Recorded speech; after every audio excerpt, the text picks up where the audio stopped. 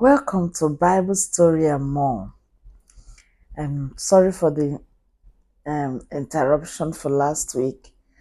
Um, I want to take a little time to round off what we did last week. We talked about unconditional love for the child, and then we're looking at consistency. I think the last one is consistency. Being consistent in your principle and your manner of life will help the child. But overall, in conclusion, Philippians 4:8 will guide you as you parent your children. What does Philippians 4:8 says?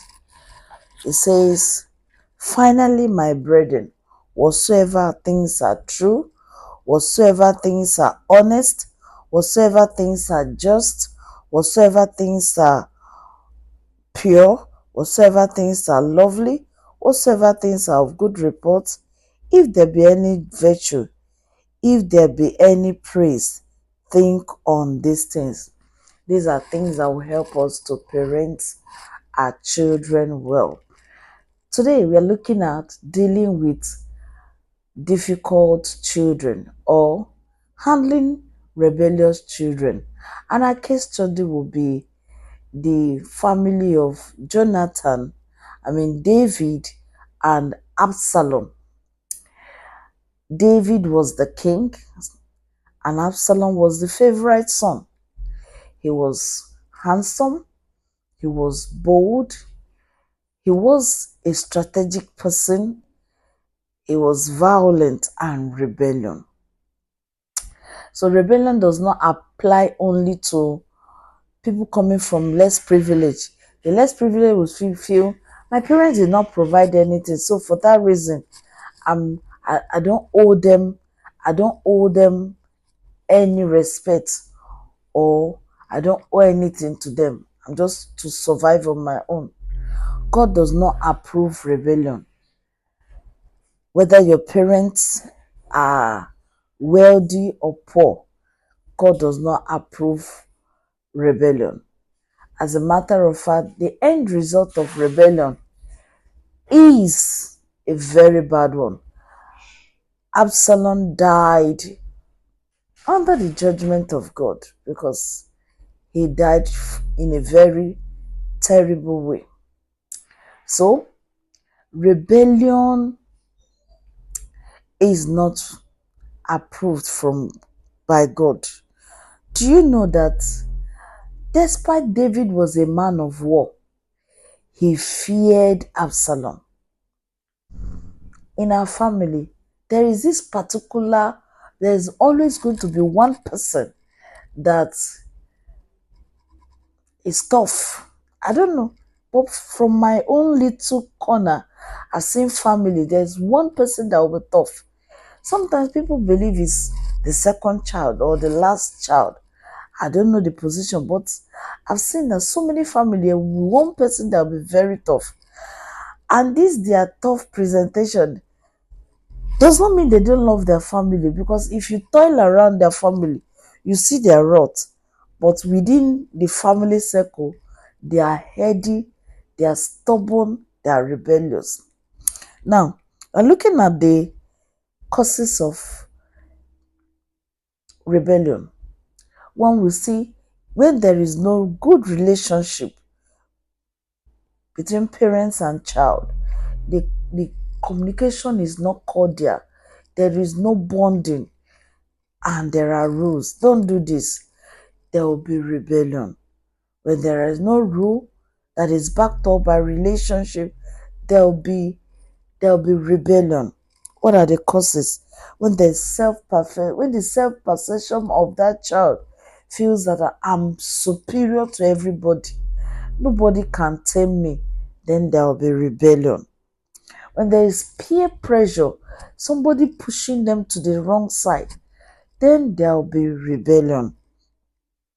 When there is no lack of boundaries, there's no boundary in the house, then rebellion will be rampant in that home.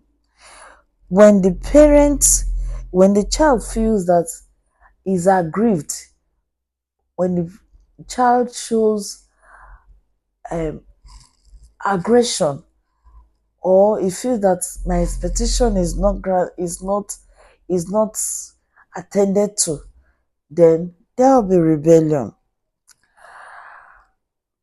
When that child feels that what you're saying is different from what you're doing, there will be rebellion.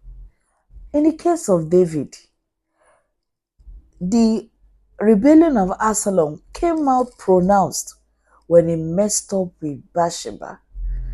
So many funny things started happening in his household.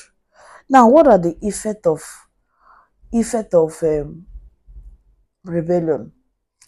There'll be destructive pursuits. They want to prove by all means that their choice or their way of life is a good one, thereby making them do some things that are so mischievous. Another effect is they become so distant from the family. They are far away from the family. Another thing is that you see those children sometimes they become depressed and they go into mood swing. These are the effects of rebellion. And then on the part of the parent, there'll be this struggle. The one of the struggle is, how do I win this child over? How do I bring this child from wrong to right? Another struggle will be, hey, the family name. Hey, when the child is bad, they always will say it's the mother. And the mother will be in this high expect. I want to just win my child over.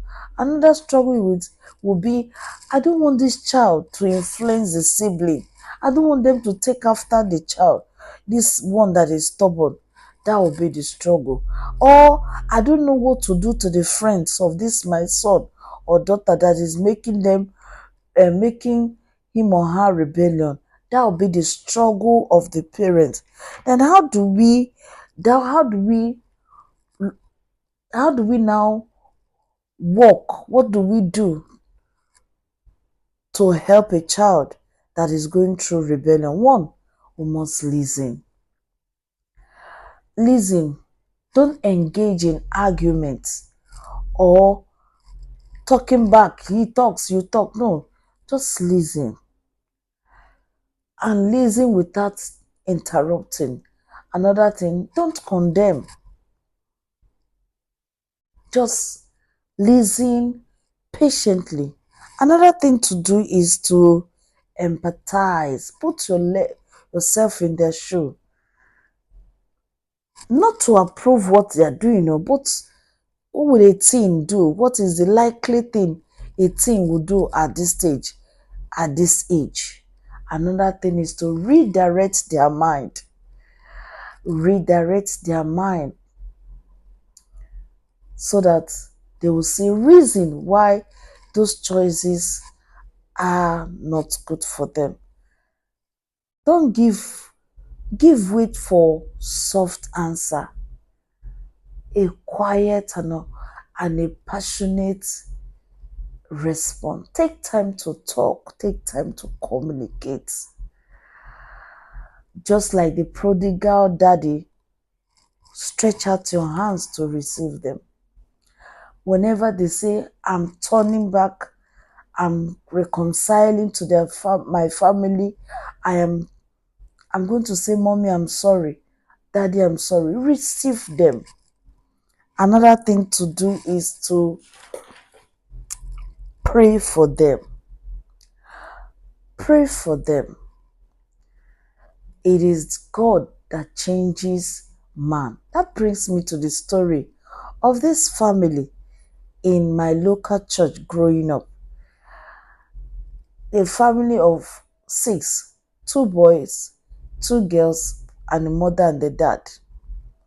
But they had this particular son that was so tough. This son, every church service, there must be say something around this boy. But the answer of the mom will be, maybe I did not pray. Maybe I still need to pray more. That was how this mom continued with the son. And God indeed had this mother, and the child changed later and became a very strong person in faith and was living responsible. God will hear you if you pray. Don't give up on your child. Don't give in. Don't also approve their way of life. Always look for a way to tell them this is not the right path, this is the right path. Thank you for taking time for us to chat about our children. I pray that the Lord will deliver as many children that are making the wrong choices, that are rebellion. Whatsoever may be the influences or the reason for being rebellious, the Lord will deliver them and the Lord will bring them to the path of right. Thank you. See you next time. Bye bye.